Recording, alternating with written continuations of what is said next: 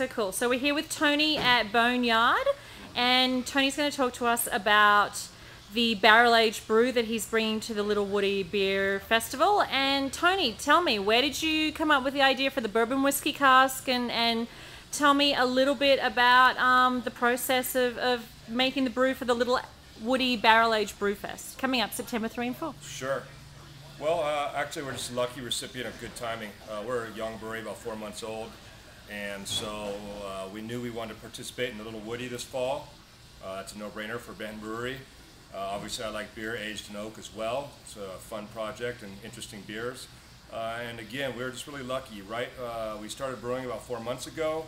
I knew I needed to get beer into oak immediately to participate in this festival. Usually, oak beers are associated with some sort of length of residency time, minimum 6 months possibly. We were lucky in the fact that the bourbon barrels we got were through a buddy of mine who goes by the moniker of Barrel Boy. Sweet. And about once a year he shows up in the Northwest with probably a couple hundred bourbon barrels from Kentucky. These are Heaven Hill barrels.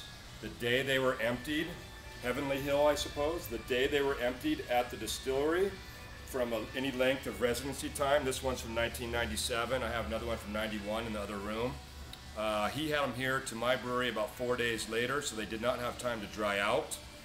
We immediately took our very first batches of beer we produced, in this case it's the Black 13, and filled the bourbon barrel up with the Black 13, and we anticipate a nice blend of our brand, which has flavor descriptors of coffee and malty notes blended with the bourbon. I think it should make a very interesting beer. I plan on serving it slightly nitrogenated and maybe, I won't say undercarbonated, but light on the CO2. I don't want the CO2 to take over the flavor profile of this beer. It's about 5.5% alcohol. I think it should be a good, easy drinker.